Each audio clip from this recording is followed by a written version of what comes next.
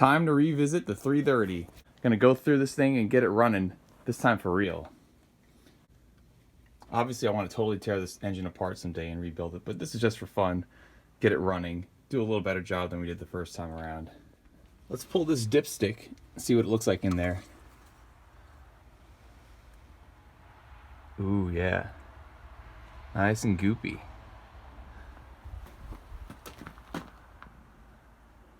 Alright.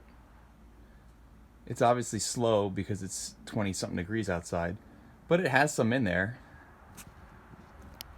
So now I've gone through, lubricated all the valves with some oil and also some transmission fluid. Got them nice and greased up, checked the dipstick level, and I'm pouring some fuel here right into the carb bowl. Should have done this the first time, but you live and you learn. Get it right through this vent tube.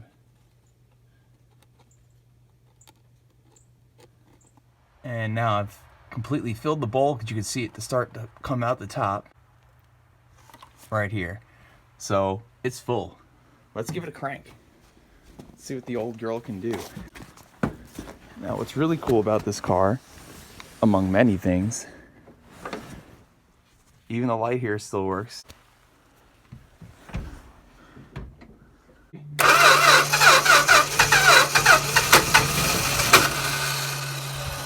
She's real close to running.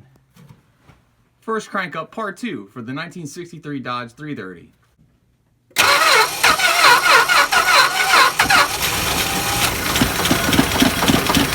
It's running. Let's get this bad girl running.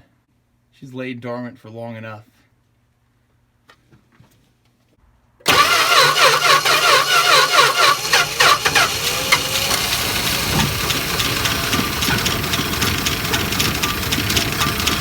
Running, man.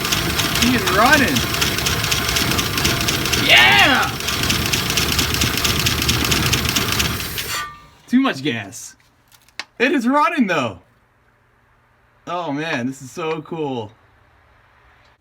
So I learned this one from Junkyard Digs. Oh, there we go. Get these valves freed. Yeah, I know I'm rough on the old girl. Like I said, I'm going to rebuild this engine. This is just for fun. Just to see it run.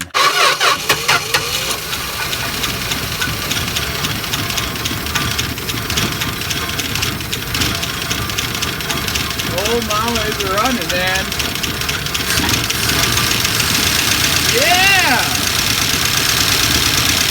Woo-wee!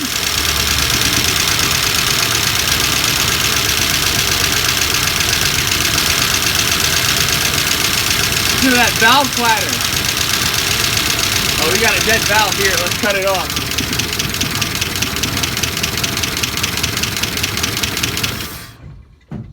Holy crap.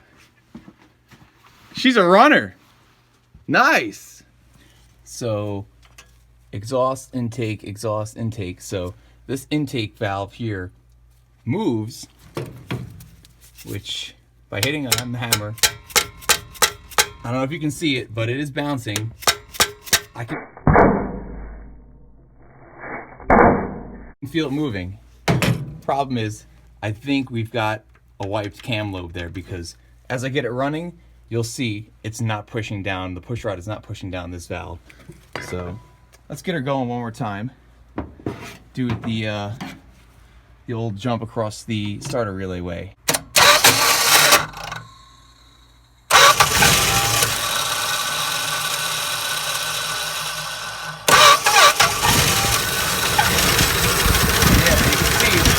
Running totally on its own right now, but that cam lobe is totally wiped out.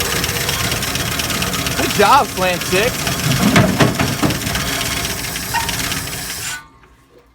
Hell yeah. That old girl still cranks up and moves after however many years, 25 years or something sitting. Really didn't take much, and it's just running on its own. I mean, that's pretty incredible. Didn't even clean this carburetor or nothing. Connected the battery, loosened up the valves, got things lubricated. That's all it took. So that's really cool, and just kind of goes to show you the ingenuity and the craftsmanship into something made back in 1963 that you can just crank this thing up still and it'll go. So that is so cool. Hope you guys enjoyed that.